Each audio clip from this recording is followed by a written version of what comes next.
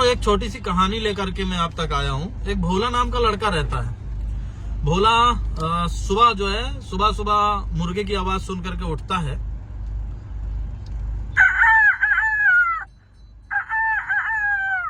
सुबह हो गई, उठा, बढ़िया बेहतरीन, आराम करता हुआ निकलता है बाहर टहलने निकलता है। प्रकृति में बढ़िया कोयल बोल रही है, बड़ा प्रसन्न होता है। प्राकृतिक वातावरण में कोयल की आवाज सुन करके टहल करके वापस घर आता है। घर में बच्ची रो रही होती छोटी सी।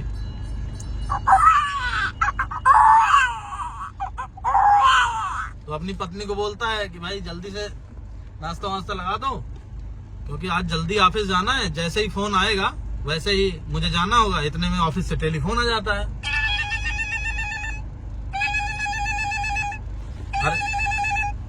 अरे भोला भाई जल्दी आ जाओ ऑफिस। वहां से आ गया फोन, बॉस बुला रहे हैं। तो अपने पत्नी से कहता है कि भाई नाश्ता वास्ता तैयार कर दो। पत्नी जो है अपनी बच्ची को सुला करके किसी तरह उसको चॉकलेट वगैरह दे करके और नाश्ता वास्ता बनाती है और देती है।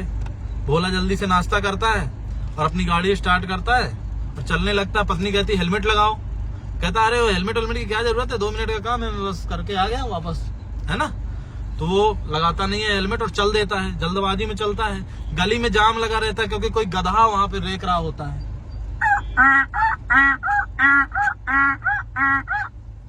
तो जाम किसी तरह से क्लियर होता है। तो भोला अब लेट हो गया चूंकि जाम के कारण, तो भोला और तेजी से गाड़ी चलाने लगता है। तो गली में एक पिल्ले से उसका एक्सीडेंट हो जाता है।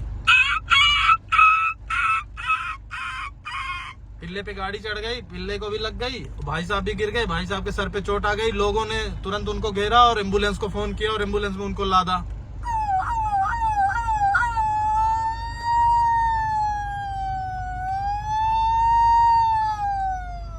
एम्बुलेंस उनको अस्पताल ले गई। अस्पताल में उनके जेब से डायरी निकली। डायरी में घर का नंबर था। तो वहां से एक टेलीफोन घर पे किया गया।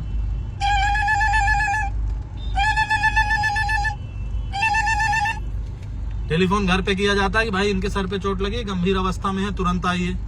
और घर वाले परेशान हो जाते हैं। वहां से तुरंत गाड़ी लेकर के निकलते हैं घर और अस्पताल पहुंचते हैं। अस्पताल में देखते हैं वो काफी सीरियस है, सर पर बहुत बुरी तरह से चोट लगी हुई है।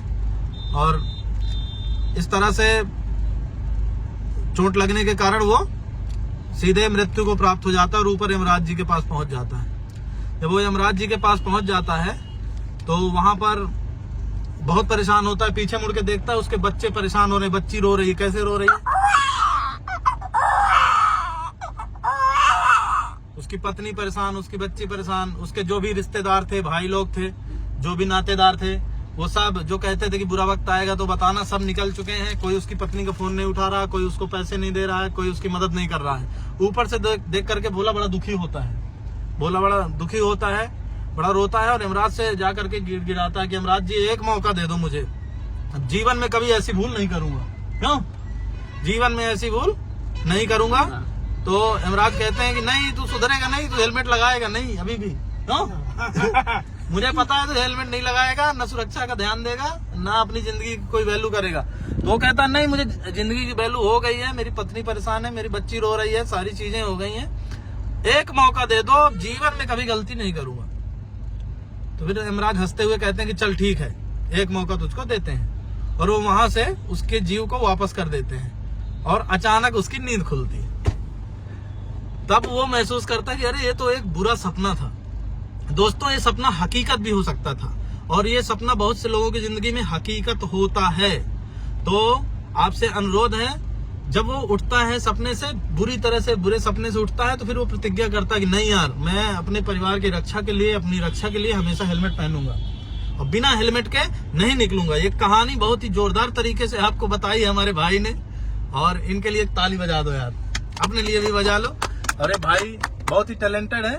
फिर एकदम से मुझे आज ये मिल गए एक बार फिर से, तो मुझे लगा कि चलो इस कहानी के माध्यम से भाई को इंट्रोड्यूस कराते हैं। तो आप सबसे निवेदन है कि जब तक यमराज की रिंगटोन, कैसे बजेगी रिंगटोन? हाँ, ये रिंगटोन बजने का इंतजार ना करें, हेलमेट लगाएं, जीवन सुरक्षित बनाएं और सीट बेल्ट का उपयोग करें। जय हिंद, जय भारत।